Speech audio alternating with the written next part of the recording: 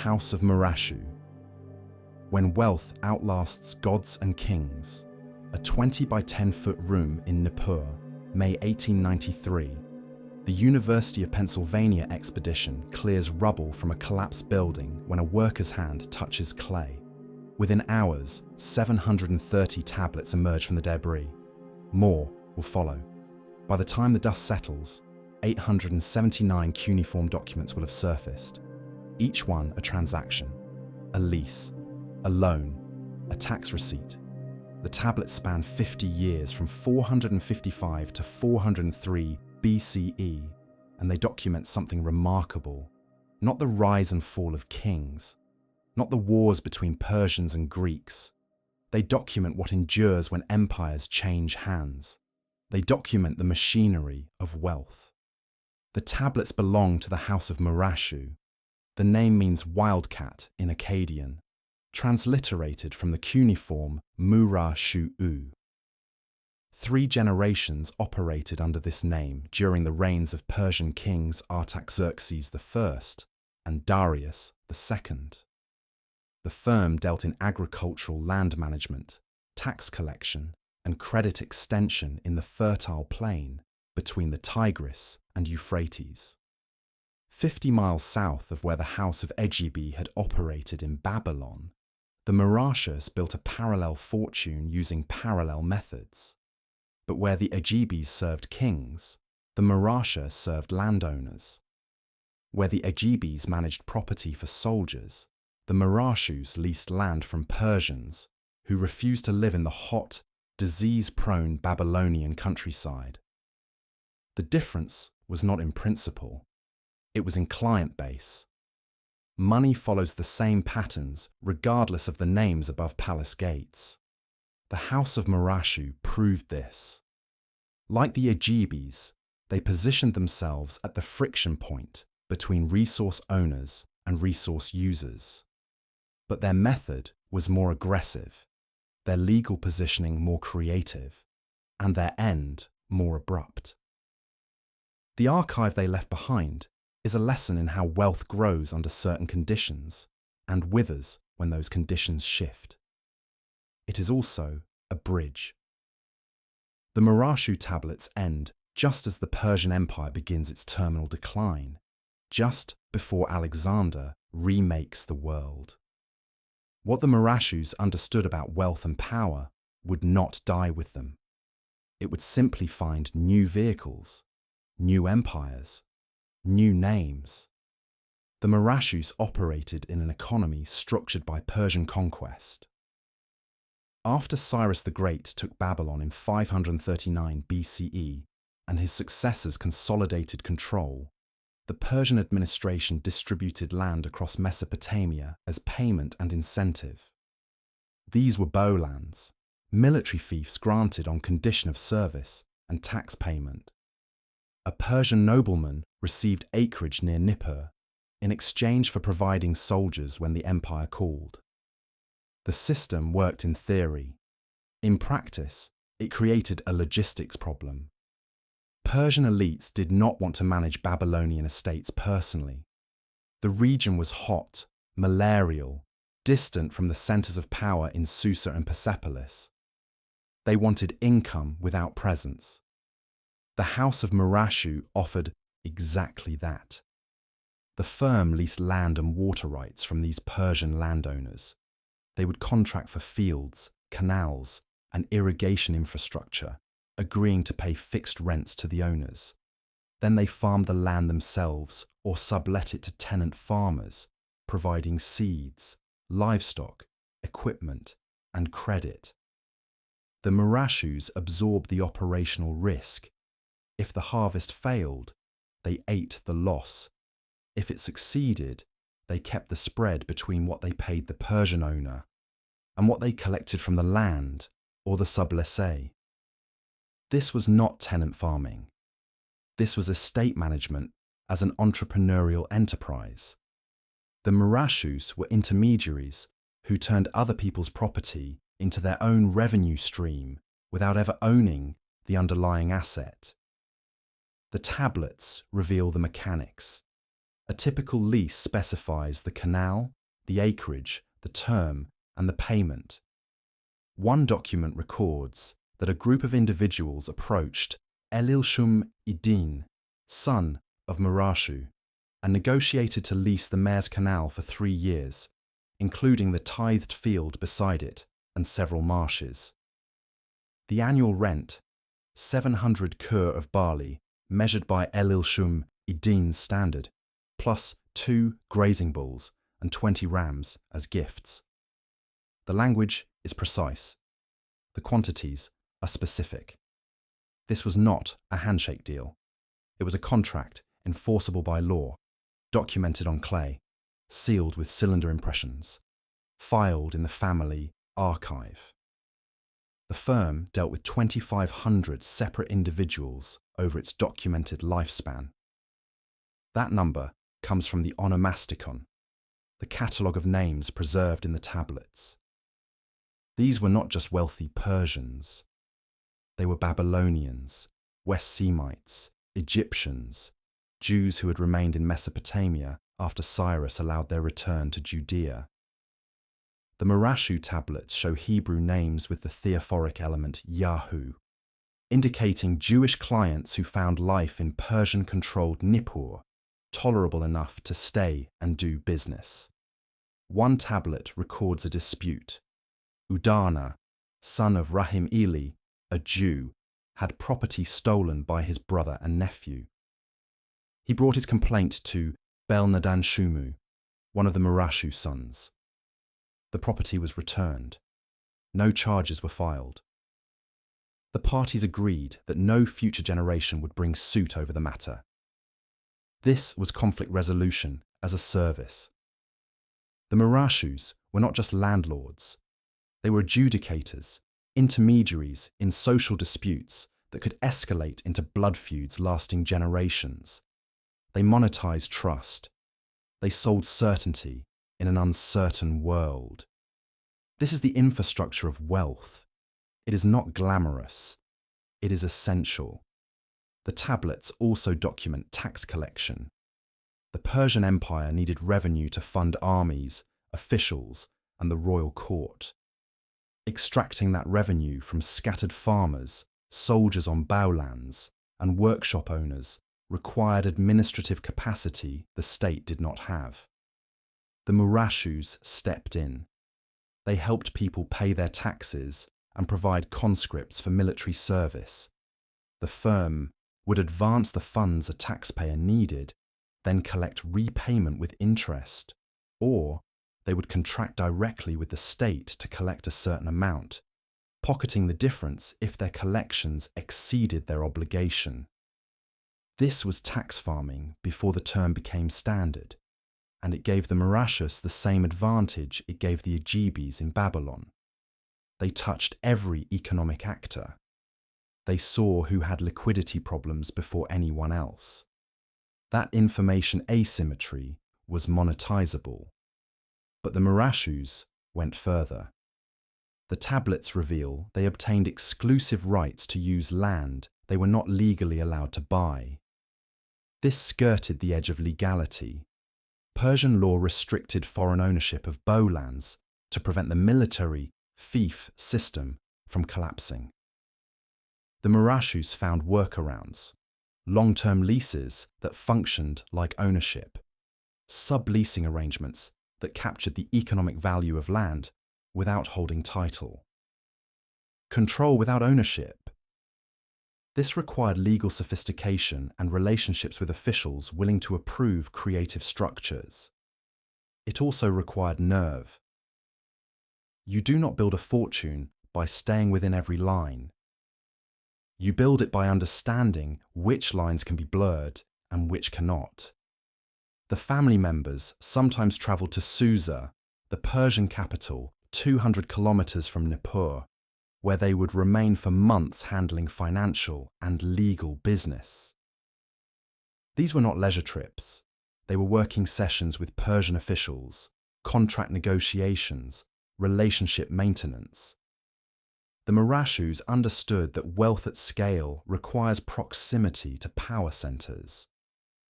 You cannot run an operation touching 2,500 counterparties from a single office in Nippur.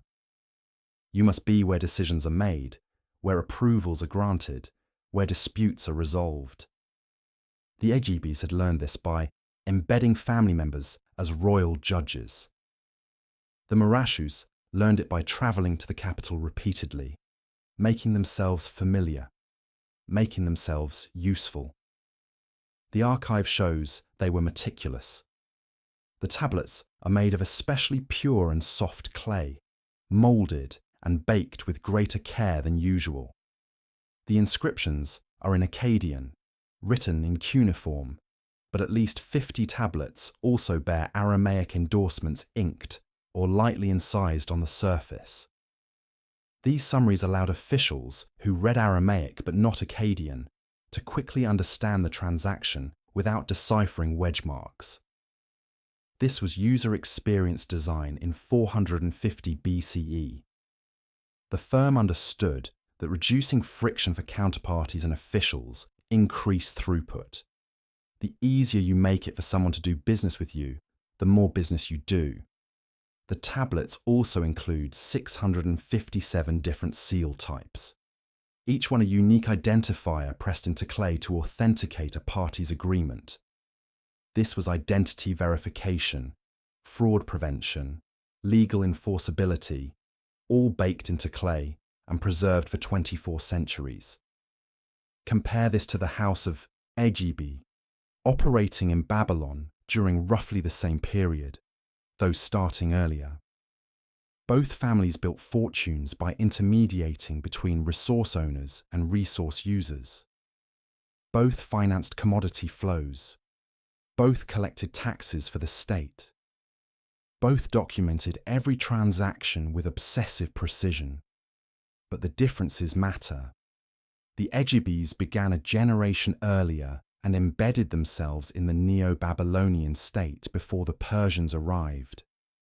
When the regime changed, they were already indispensable. They served Nebuchadnezzar, then Cyrus, then Darius. The Marashus appeared during the mature Persian administration, after the system had stabilized. They served only Persian kings, and when the system shifted, they had no earlier regime to fall back on. The Ea-ibis managed property for soldiers who went to war. The Marashus leased land from Persians who did not want to live in Mesopotamia. The first model tied the family to military logistics. The second tied them to absentee landlords. The Ea-ibis collected taxes as a sideline to their core commodity and real estate business. The Marashus made tax collection and land leasing their primary operations, with credit extension as the lubricant. Both families understood the same principle. Wealth is built at the infrastructure layer, where essential functions happen regardless of who sits on the throne. But the Ea-ibis built broader. The Marashus built deeper in a narrower vertical. When that vertical collapsed, so did they. The tablets record that the firm dealt with matters concerning the less wealthy in Nippur's outer areas, but also with royalty. This is range. This is the ability to serve the Persian court and the struggling farmer with equal proficiency. The great commercial families understand that volume comes from the base of the pyramid, but leverage comes from the top. You need both. The Marashus cultivated both. The cuneiform documents show loans at high interest rates, land leases with complex terms, tax payments made on behalf of others, and the purchase and sale of goods for future delivery. These are not primitive transactions. These are sophisticated financial instruments, futures contracts, credit default swaps in embryonic form, the mechanics of modern finance, written in wedge marks on soft clay. What enabled this sophistication? The same thing that enabled the Ea-ibis: record keeping, legal enforceability, predictable contract law under Persian administration. The Achaemenid Empire, for all its flaws, provided a stable legal framework, across a vast territory. Disputes were adjudicated, contracts were honored, property rights, even when creatively structured, were generally respected. This allowed commercial families to plan decades ahead, to extend credit with reasonable confidence of repayment, to build enterprises that outlasted individual lifetimes. Wealth requires time. Time requires stability. Stability requires a government strong enough to enforce rules without being arbitrary enough to seize assets at will. The Persians, by maintaining Babylonian legal traditions and adding their own administrative capacity, created an environment where families like the Murashus could thrive. Then the environment changed. The tablets end around 403 BCE. The business appears to have been shut down or restructured by royal officials. Someone placed the tablets in storage, where they sat until excavation 23 centuries later.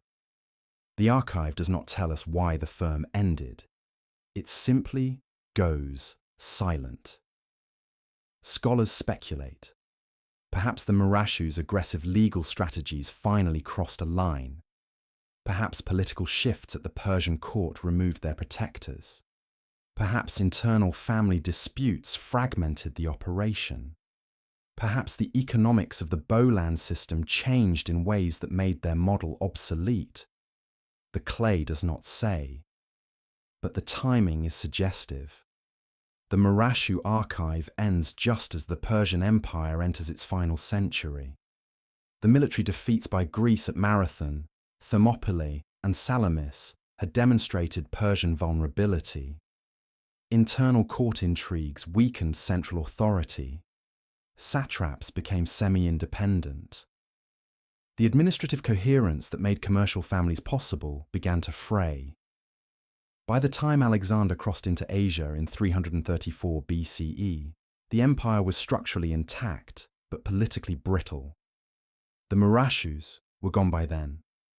They did not see the conquest. They did not have to adapt to yet another regime change. That task would fall to others.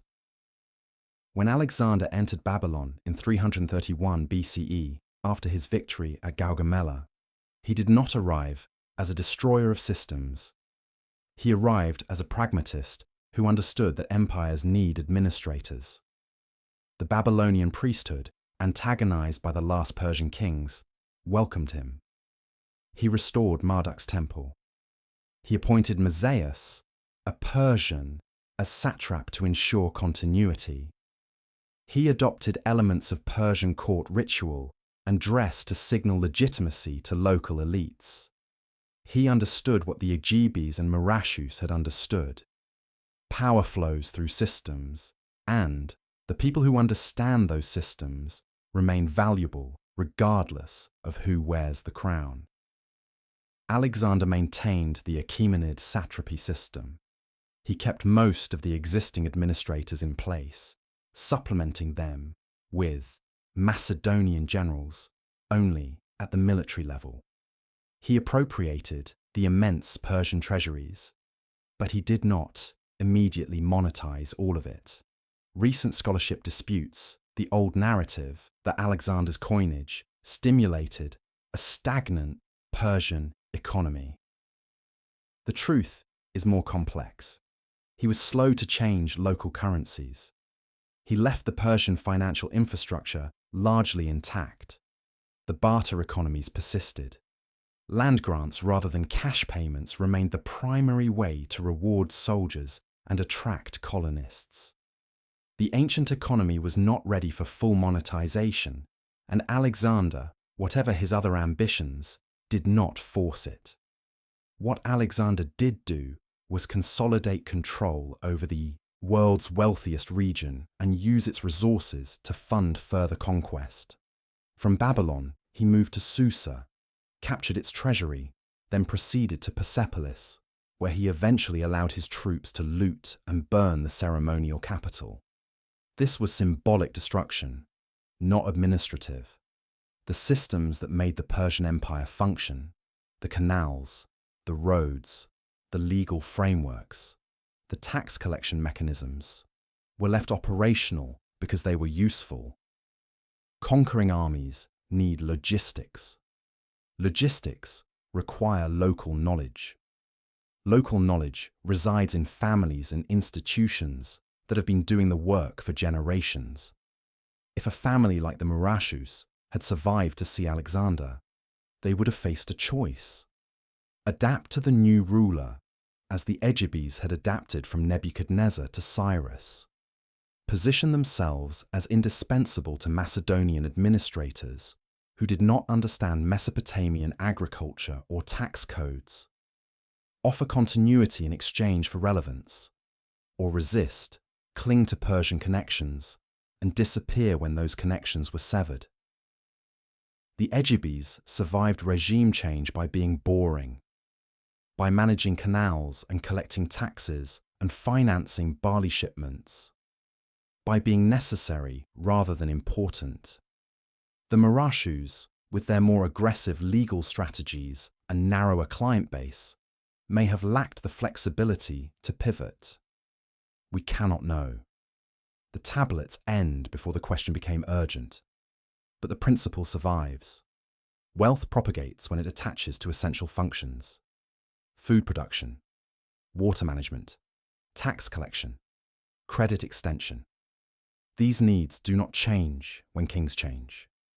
The family or firm that controls these functions can offer services to any regime. This is not loyalty. This is utility. Empires come and go. Barley still needs to reach the city. Canals still need maintenance. Taxes still need collection. The entity that provides these services will find patrons, whether those patrons speak Akkadian, Persian, Greek, or any language yet to be invented. Money has no memory. It does not care who minted the coin or whose face decorates the palace. It follows returns. It accumulates where conditions allow accumulation, legal predictability, contract enforcement, property rights, and the ability to plan beyond the next harvest. The House of Ea-ibi operated for over a century because they built systems that generated returns across regime changes. The House of Murashu operated for 50 years because they built systems optimized for a specific arrangement of power and law. When that arrangement shifted, their model broke. This is the lesson. Wealth built around one empire's quirks is fragile. Wealth built around human needs is portable. Alexander died in Babylon in 323 BCE. His empire fractured immediately. His generals carved out kingdoms. The Seleucid Empire eventually controlled Mesopotamia, ruling from Antioch and Seleucia on the Tigris, not Babylon. The administrative center shifted. The language of government shifted from Aramaic and Akkadian to Greek. The legal codes evolved. The tax structures changed, yet the fundamental operations continued. Land was still leased. Crops were still financed. Water rights were still negotiated. The families that understood these operations found new patrons. The ones that did not faded into the clay tablets that archaeologists would dig up millennia later. The Murashus left behind 879 tablets. The Ea-ibis left 1,700. These numbers matter, not because more tablets mean more wealth, but because they represent the institutional memory of how wealth was made in the ancient world. Modern family offices use spreadsheets and cloud storage. Ancient families use clay and cuneiform. The medium changed, the function did not. Document every transaction. Track every obligation. Know what you own, what you owe, and what others owe you.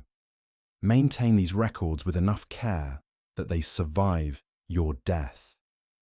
This is not philosophy. This is accounting. It is the least dramatic and most essential component of wealth that lasts.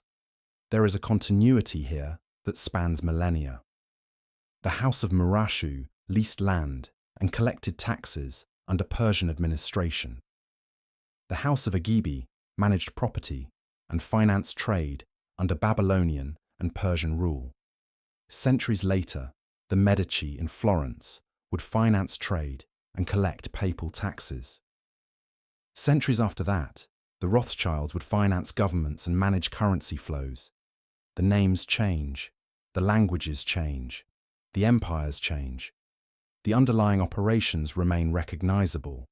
Intermediation, information asymmetry, proximity to power, diversification across client bases, meticulous documentation. These are not secrets.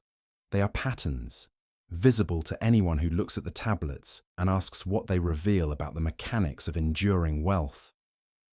What the Murashu tablets reveal is that wealth grows when you position yourself between a need and its fulfillment. Persian nobles needed their Babylonian estates managed without living there. Farmers needed credit to plant and tools to harvest. The state needed taxes collected without building a massive bureaucracy. The Murashus stood in the gap. They provided services others wanted, but could not easily provide for themselves. They captured value at the transaction point. They did this repetitively, systematically, across 2,500 counterparties and 50 years. That is the formula. That is what the clay tablets document in exhaustive, undeniable detail. The archive also reveals the limits.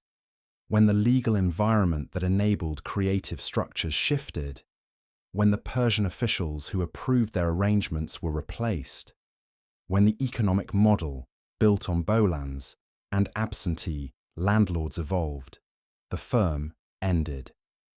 The tablets were placed in a room and forgotten. This is the other lesson. Wealth built on a specific regime's infrastructure is at risk when that regime falls. The Murashus thrived under mature Persian administration. They do not appear to have survived its decline. We do not have tablets from the Seleucid period bearing the Murashu name. Perhaps descendants continued under different structures. Perhaps the family dissolved. Perhaps they moved to Susa or Persepolis and restarted elsewhere. The clay does not tell us. Silence is also data. Compare this to the Ajibis, who survived from the late Babylonian period through the early Persian period, adapting as they went. They lasted longer because they diversified earlier and embedded deeper. They were not dependent on a single structural quirk like bowland leasing. They managed property, traded commodities, collected taxes, extended credit, invested in real estate, and served in government positions. When one revenue stream weakened, others compensated. When one regime ended, relationships with the next began before the transition completed. This is resilience through diversification. This is wealth that bends rather than breaks. The fall of Persia and the rise of Alexander represent one of history's hinge points. The world's political map was redrawn in a decade. For commercial families, the question was simple. Can you make yourself useful to the new order? If yes, you survive. If no, you become a footnote in someone's dissertation 24 centuries later. The Murashus could not, or did not. The mechanisms that would replace them, the Hellenistic banking houses and trading firms, would operate on similar principles. They would intermediate. They would collect information. They would finance trade and extend credit. They would maintain meticulous records. The techniques would be the same. Only the language and the currency would change. This is the pattern that transcends empires. Money does not care about borders or languages or gods. It cares about returns, enforceability, and the rule of law. When those conditions exist, wealth accumulates. When they break down, wealth disperses or flees. The House of Murashu existed in a sweet spot where Persian administration provided stability, Mesopotamian agriculture provided underlying value, and their intermediation services provided margin. They extracted that margin for 50 years. Then the conditions shifted and the extraction stopped. No moral judgment attaches to this. It is simply mechanics.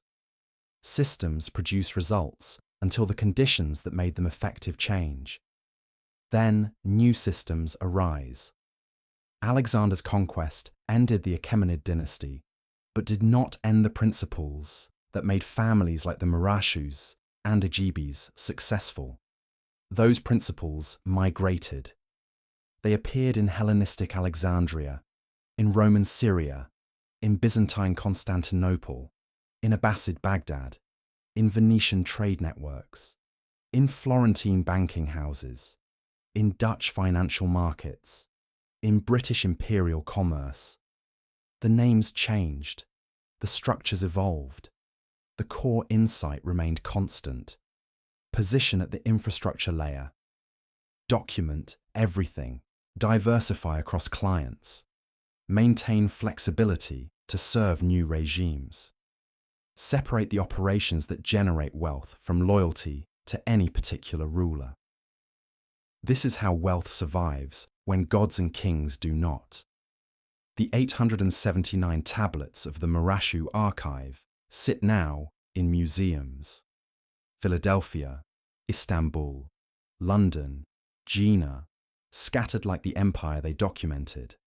Scholars study them for insights into Persian administration, Mesopotamian agriculture, Jewish diaspora life, and the development of Aramaic script. But they are also a manual. They show how to build a fortune in an ancient economy. More importantly, they show the limits of that fortune when the supporting structures fail. They are a lesson in what endures and what does not. The tablets endure. The fortune did not. The principles that built the fortune, however, are still in use. That is how a family of wildcats in 5th century Nippur speaks to anyone building wealth today. The tools change. The rules remain. Position wisely. Document obsessively. Adapt or die. That is what the clay says, if you know how to read it.